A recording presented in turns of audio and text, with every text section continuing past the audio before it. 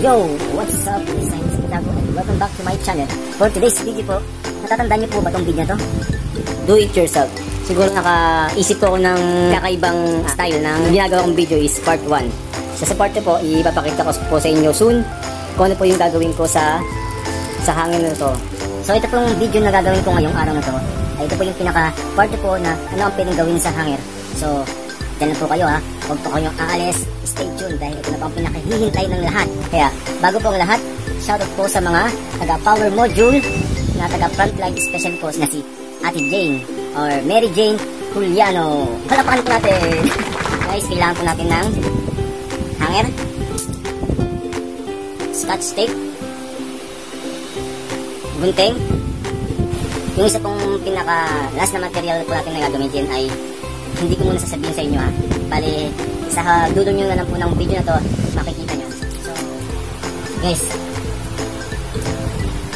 pag natapos ko po ito, sigurado po, magugustuhan nyo po.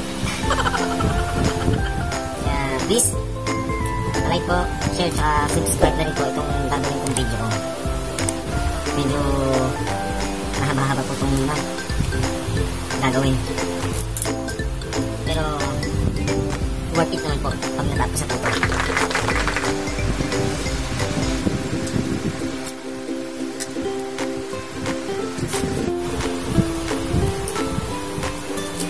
Siyempre po, nasa kwarto naman po ako. Lagi naman eh. Kasi kudo po lagi sila, tapos maingay.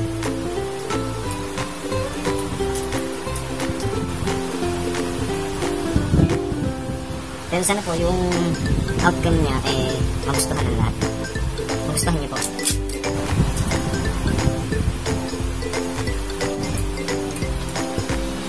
Yung isang materials po na gagamitin ko ito, makikita niyo po sa bandang dulo na po na video ito. So guys, ano ha?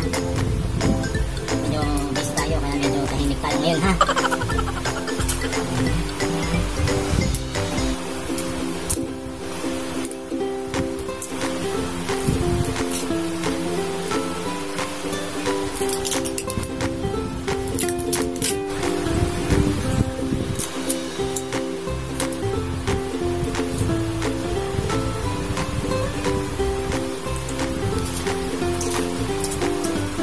So, yung isang pinaka-importante sa lahat, yung isang materials na sinasabi ko sa inyo, ito na po yun.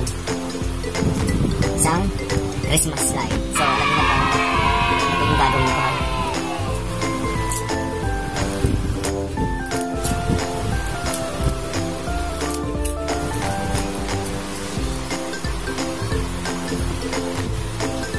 Guys, malapit na. Kaya, abangan niyo po kung ano po yung resulta. So guys, tapos ito ako sana.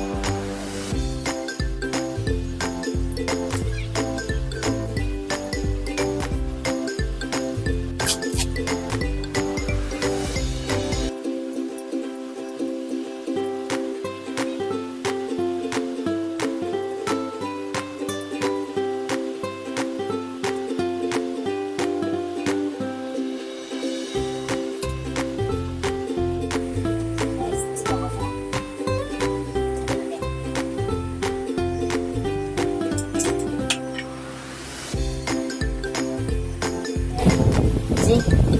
Sana pa nagustuhan niyo po ang aking Christmas hanger. Ayan na po siya. So, try pa natin patayin yung ilaw. Maganda. Ayan po ang aking Christmas hanger. Tcharan! So, sana po nagustuhan niyo po aking Christmas hanger. So please subscribe channel, JS channel po. So yun lang po guys, maraming salamat po sa paghihintay at panonood. So ingat po, bye bye!